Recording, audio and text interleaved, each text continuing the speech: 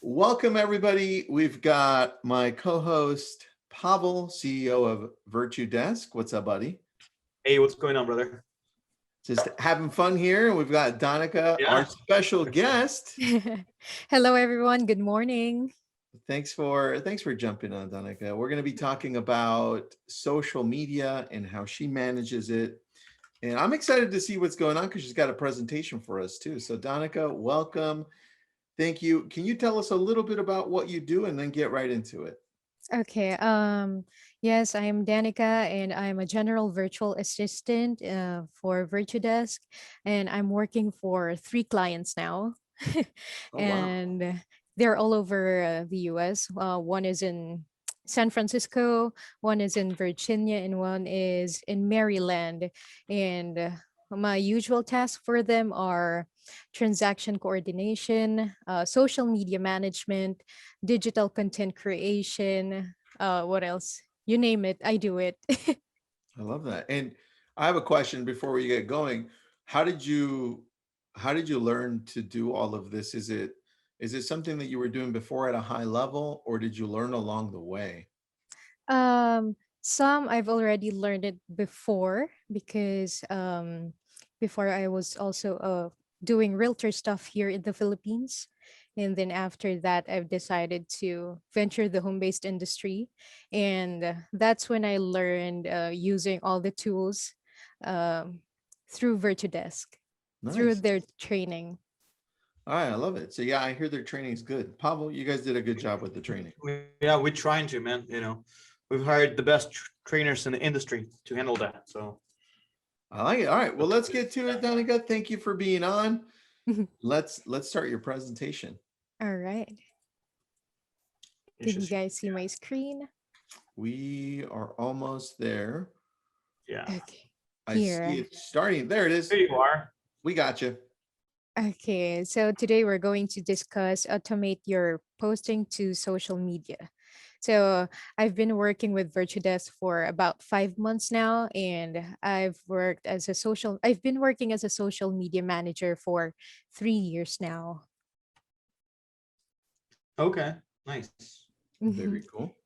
And here are the main tasks that I do as a social media manager. Number one is called direct messaging. We do this on all social media, Instagram, Facebook, and LinkedIn. We reach out to people who are in the same area as my client. For example, Pavel, I'm handling his social media. And what I would do is I will search for groups in his area. For example, Seattle buy and sell. I'll look for the members there who lives in Seattle, and I will message them. Sample script is, for example, So you mean like in the groups, right? Like Seattle, let's say buy and sell groups, or Seattle, like people where they talk, like neighborhoods where they talk about possibly purchasing a house, right? Not specifically groups about purchasing a house. It could be buy and sell with random stuff, home stuff. You just reach out to them saying, "Hi, I'm Pavel. I just want to let you know that I'm always here and ready to help in any way." Things like that. Awesome. Okay. Oh, I like that. Yes. Also, we take advantage of my clients' friends list because you're always your clients, potential clients might just be sitting on your friends list. You just have to scrape it. Yeah, like people who are in your database. And Tristan, I know, is very big on database reaching out, So, Donica, I have a question on that. When Yeah. you go through and you're looking at, let's say you're working on my Facebook, and you see all of my friends there. Do you go in and try to find their information online so that we have complete information, or what do you do? I don't find their complete information. I just go to their profile, click the message button, and That's it. Send the message, the script.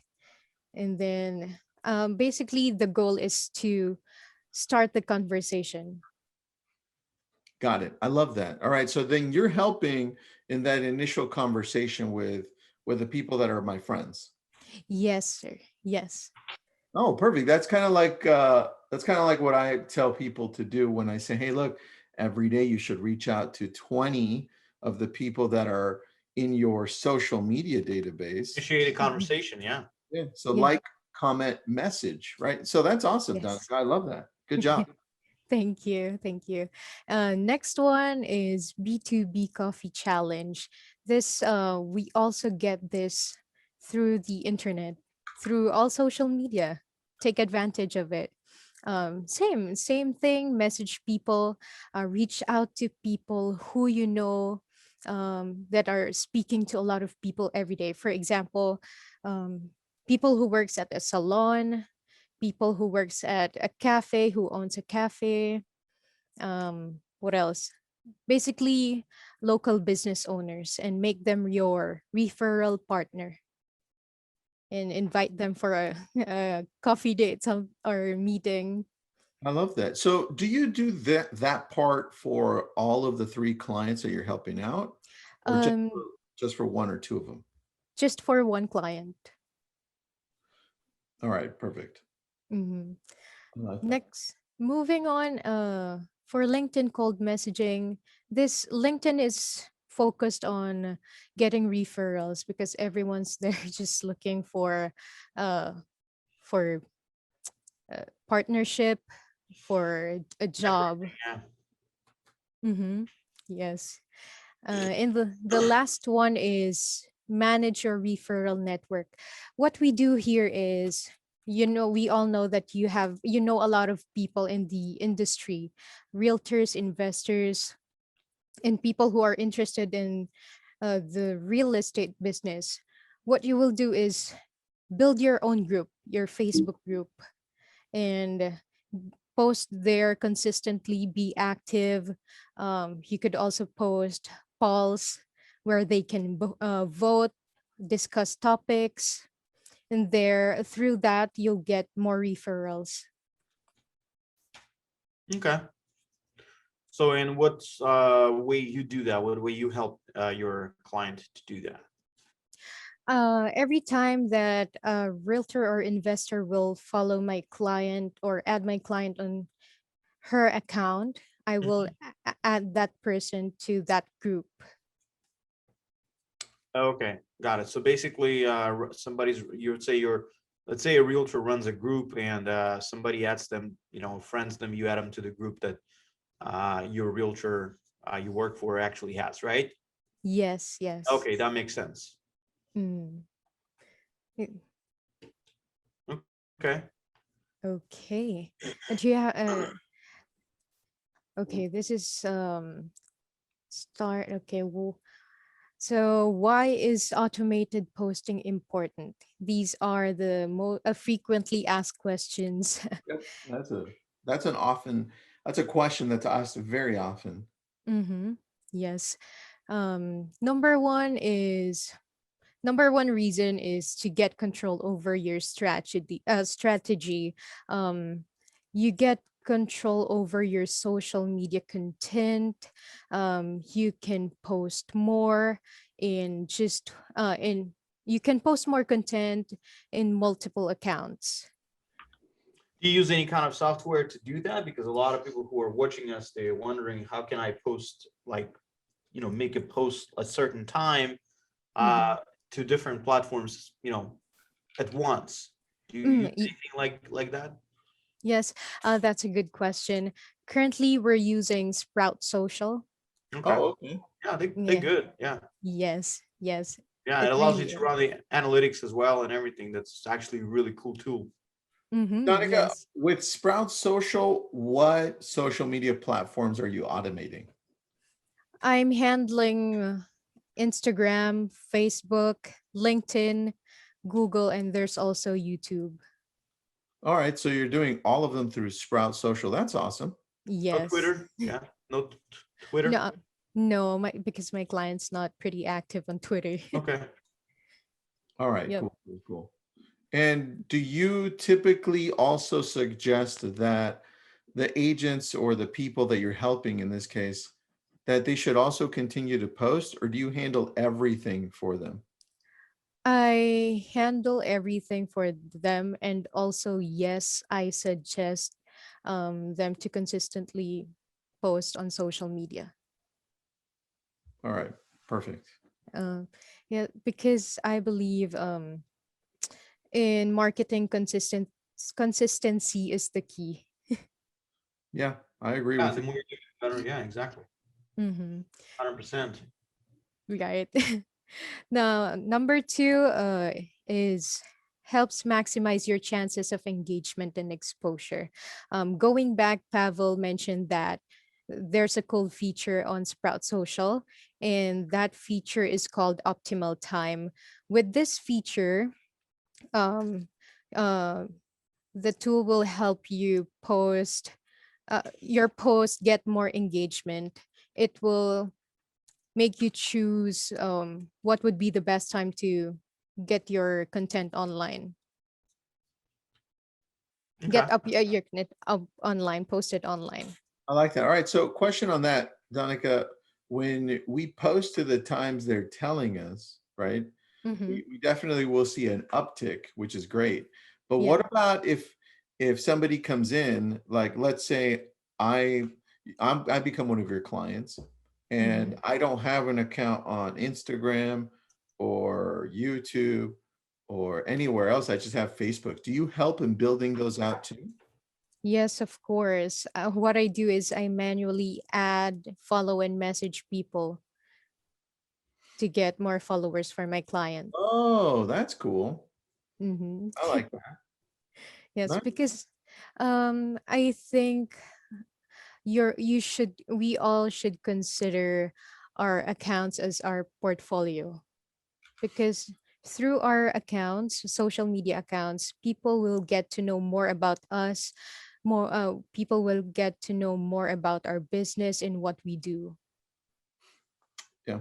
All right. I like that. I like that. Do you use email to blast out and say, "Hey, we just started our new Instagram account, join," or anything like that? How do you grow that? No, we don't use email because it gets disregarded by people. Okay, People people perfect. You don't like mean open email? it. Sorry, what? You mean the email? People usually disregard the email. Yes, yes. And well, people Especially, are receiving so much spam. They, you know, obviously just don't even open it. Yeah. yes, yes. They just put it on spam. Kristen, That's right. I think texting is actually more effective than emailing right now. Email is so early 2000s. What do you think? Yeah. Yes, I agree. Um through messaging, I think it's more personal, and I think it doesn't sound salesy, if there's such a word. Yeah. I mean, yeah, it makes sense. Yeah. Mm-hmm. All right, cool. Continue. So now you got ensure your messages are visible to the audience. I love that. We just talked about that. Good. Yes, and that's pretty self-explanatory. And oh, sorry about that. And our bottom line here is efficiency and effectivity. Efficiency is because you post everything in one click. You don't have to manually log in on all your accounts and post manually. Effectivity because they have cool features. Automation tools have cool features. I like that. Good. Good. All right. What do you got next for us? Next one. Here, another frequently asked question. What are the benefits of posting on social media regularly? First one is it increases brand awareness. As I've mentioned earlier, treat your social media account as your portfolio. People will see more of you. People will see more about you. And next one is makes you more visible to potential customers.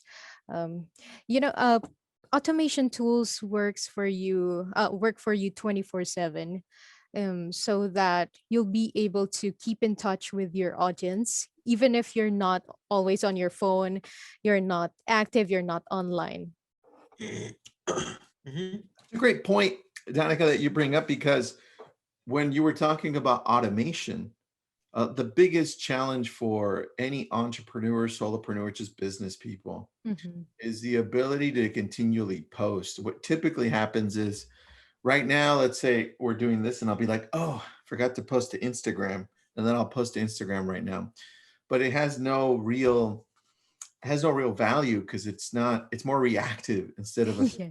a thoughtful process. Mhm. And so I love that you can help with the consistency, because I think all businesses eventually end up needing somebody to fill their social media. I Yes. mean, social media right now is just probably, and I think like post pandemic, it's exacerbated even more. I think because of everybody's reaching out to everybody like virtually. It's people don't do as much business face to face. It's mostly on social, and that's the new billboard, so to Yeah. say. You know, Absolutely. Absolutely. Everyone's on social media now. yeah, Everything is on the internet. Very exactly. Yep. Um, okay, here. This is very important because what are good content ideas? We do experience creative block, especially for busy realtors. Like what to Uh, put. I mean, like what kind of stuff to post, right? yes, yes, that's right. Number one, um, this is the most effective based on my own experience. Posts that are personal. What do I mean by that? uh, don't d- d- don't make your account just focused on your business. Don't make your account look so salesy. um, make people okay, don't let people stereotype you as, oh, Tristan, the realtor. Make them remember you as, oh, Tristan, the realtor who loves playing baseball, who's a friendly guy. Yeah. Basically posting something personal about yourself in an essence, like what you do in a daily life, Yes, right? Okay, yes, yes. yeah, not Correct. just business. Yeah, Mm-hmm. Correct. I agree. Because that's a common mistake of So, other. Donica, do you help with that too? Like, let's say you're working for me, do you say, hey, Tristan, can you send me some pictures of you doing hobbies that you like, or you out with your family, or do you prompt me to help me? Yes, yes. I usually ask my client to just drop the picture on our shared drive and then I will edit it on Canva. How do you how do we share information? Because my whole team, I make everybody get an iPhone or an iPad. I know that's kind of mean, but that's how I communicate, and I make sure that we communicate. How does your team, the three people that you help, how do they communicate with you daily, um, hourly? it's through Slack or WhatsApp. We also use email. But for sharing photos and videos, to ensure that the quality we maintain the good quality of the content, we just drop it on our shared drive and then they will Share text drive me in Google or Dropbox? uh in Google, All right, perfect. and then they just text me the, what do you call it, the description. Uh-huh. Yeah, Good, then good. And do you use just Canva to do the editing, right? That's it, or anything else? for editing I sometimes use Photoshop, and for video is I use Premiere. Nice. All right. Very good. Very good. Thank you. Second one is posting facts or truth that not all people know about. People people love interesting things. They don't like to see things that they could just search on Google. and it's on the top of the list. Um, they they want to people love to be aware of what's happening. Um, for example, post is what's happening in the market, the status of the market, things like that. And the next one is connected with that, updates. Every Monday, we update our audiences through posting market updates. I create a template on Canva, and every Monday, my client just sends me the numbers, pendings, closed, just listed. Nice. So the three people that you're helping right now are all real estate agents? Yes. Okay, excellent. Cool. Very Hmm. good. I like that. Thank you. And the last one is educational posts. Um, we I always say this to my clients. Do not limit your audience. I know we all know that you guys also have friends or followers that are also in the same business. You could also post stuff like, how to start investing, how to start in real estate, or um, Dogecoin. and also how to like, is now the best time to sell or buy or sell a home. And Donegal, where do you get that information from typically? Is it something that your client sends you, or do you go online and find it? I go online and I go online sometimes, and it's it's a mix. Sometimes I prefer um wordings that are from my client's personal experience. Very cool. So you guys stay in communication a lot. I love that. Yes. Uh, Communication is the key, especially for us who's working remotely for someone. Yeah, very true. Very true. Yep. Um, and our bottom line here is offer variety to your audience. This is everyone should keep this in mind, because if you post the same thing over and over, your audience will get tired of you. We don't want that, since you've already worked hard in gaining followers, friends. Yeah. Yeah, very true. All right. Now, what's an SOD report? Tell me about that. Start of day. Start of date report. This we send this through email every start of our shift. These are the our task for the day. Like what you're planning on doing, right? What you've been assigned to do, right? Yes. Okay. And Yes. you also have EOD at the end. Nice. EOD. EOD is end of day report. That's pretty Yeah. much what you report on what you've been done, right? Right. Yeah. Exactly. Yeah.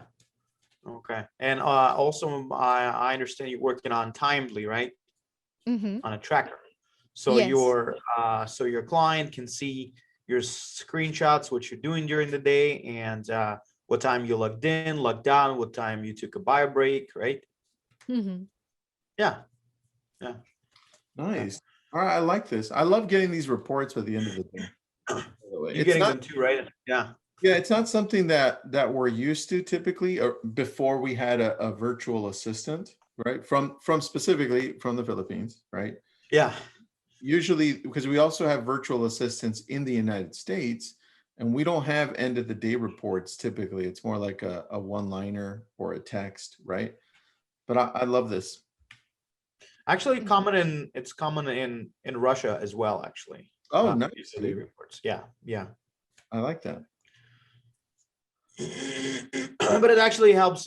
I mean, I call it, I mean, I get a lot of them, as you know, as you can imagine. Probably it takes me a few hours to go through all of them. Oh, wow. But I call it the picture of the day. You know, it gives you the picture of what happened transpiring during the day. And sometimes some of our managers, what they do, they use color coding. Like Mhm. everything's good. It's green. Yellow means something attention needs to be put into, or if it's red means it's a deadline approaching, or it's an escalated issue. So that kind of jumps out at you. So what I usually do when I receive the reports from management, if it's everything green, I can just go back to it and read it later. If it's something yellow, I can like pay attention. Red, I jump to it first right away, and if it's an escalated issue, I'll address it, or make sure it's being addressed. So EODs actually, yeah, they are helpful. I like it, dude. I always have everybody text it to me because I don't check my email. So yeah. So I'm like, hey, look, it's the way that you're gonna get my attention. So text me the EOD so I know what's up. So they're texting your EOD, right? Yeah, that way I get it. Like, oh, got it. Cool. Good job, guys. Nice. Okay. Yeah. Donica. All right. So what else you got for us, Donica? Was that the last slide? Yes. I just have a final reminder for everyone for this part, Okay. for the messaging. We always have to remember that three B's. BE. All right. Number one is be famous in the right place. Okay. And number two, be the king of or queen of your area. And number three is be Mr. or Mrs. Congeniality if There we needed. go. Nice. I like that. All right. So, Pavel, how would someone go about hiring a social media person? Because I'm assuming Donica is taken, right? She's more than taken. She's got 3 clients right now. I bet she's working 12 hours a day, right, Danica? Yes. Yeah, Yes. she's working a lot of hours. Well, she's talented. Anybody? Yeah, you cannot hire her, but you can hire somebody like her. We have plenty of people like her who are trained and ready to go. The way to do it, just contact us at Virtudesk at myvirtudesk.com, or send me a DM, or just comment in this webinar. We'll be in our account manager will reach out to you. Or again, the best way to do it is go to myvirtudesk.com and click on schedule a demo call, and provide your information, and we'll be in touch to go over how you can do it. I love it. Yeah, the cost of I have a hiring. question. Yeah. On this, would you suggest somebody start part-time with a social media person if it's like their first one they're hiring, or should they go in full-time? I'll tell you, when I first hired my first virtual assistant, that was an ISA, and I first was a little bit hesitant because I didn't know what to expect. So I started out with a part-time. Within a couple of days, I immediately upgraded it to a full-time position. The reason is because I was interested in actually growing, and I was interested in getting things done than sitting and trying to like testing the water by putting the toe into the water and filling it out. But again, it's me personally. It's my personality. My mentality is go big or go home. Some people may not be comfortable doing that way, so they can start with with a part-time and see how it goes. However, keep in mind that when you hire a virtual assistant for part-time, keep in mind that most likely that the same virtual assistant will be working for another client for a part-time. So when the time is coming for you to upgrade your VA to a full-time position, that VA may not be available for a full-time position. So keep that in mind. That's just one of those things, because people, life goes on, people got bills to pay, and they will be, employed for somebody else as well while you having them on a part-time. If you book them for full-time, that's going to be a full dedication, 100% to you. The person will be working for you. That's very true. Good point on that, because that has happened to me in the past, where I hire somebody part-time and I'm like, oh man, this person's really good. Yeah. And then like 6 months later, I go and I say, all right, I'm ready for full-time. And they're like, well, they're not. So I'm like, what? Yeah. It's a two-way street, bro. It's a two-way street. It's a two-way relationship. And you guys, people have lives, and Dave, you raise your hand, buddy. Do you have a question? If you do, go ahead and type it in the chat or the question section. We got a couple minutes. I can answer that. Or if you accidentally raise your hand, that's okay as well. Just let me know either way. Yeah. Go ahead and type it in there. And Donica, I have a question while we give Dave a chance to type in his question. Mhm. How long have you been doing virtual assistant work in the social media world? 3 years. Well, that's a long time. I like that. Mhm. Cool. And what do you find that the most successful people use you as to be able to be successful? Because I know some people come in and they're like, okay, I'm going to get a VA, and they suck at it. They suck at getting VAs. They suck at telling them what to do in a good way. And how have you seen those people successful using someone like you? Um, my Me and my clients always have a good relationship, and what makes them successful is being always open to suggestions. All right. So coming in and making sure that they hear you when you have a suggestion and not just shut you down. I like that. Yes. All right. Thank you, Donica. I appreciate it. You're doing an awesome job. Keep on doing it. Great presentation. Thank you. Oh, wait, we got the question up here. We do. Dave is saying, thanks, Dave. Appreciate it. What hours do VAs work, and how does the time zones impact the work? They're gonna Great. work the hours that you set for them to work. And as Danica can attest to this, she's got 15-hour time difference right now with the West Coast, and she's working at night, the graveyard shift, right, Danica? Yes. And you may want to chime in on this and explain to people how a lot of Filipinos in the BPO industry work at night. Um, we're just used to working at this time. Currently, it's 1:30 a.m. here, and yeah, most Filipinos prefer working at night because the traffic is really bad. Nice. Yeah, yeah. Yeah. Well, there's one thing I that mean, also that I learned along having VAs for years is that the Filipino culture also caters to those that work at night, because you have a lot of things that are open. Like if it's the morning over here. Mm-hmm. yeah, So yeah, it is. It is. that's what's cool. It's a culture that functions in both night and day almost equally, because you have outsourcing working at a very high level from Yes. countries like ours in the United States who use talent like Danica. So And a lot of them not only working from home, but a lot of them working in the actual call centers.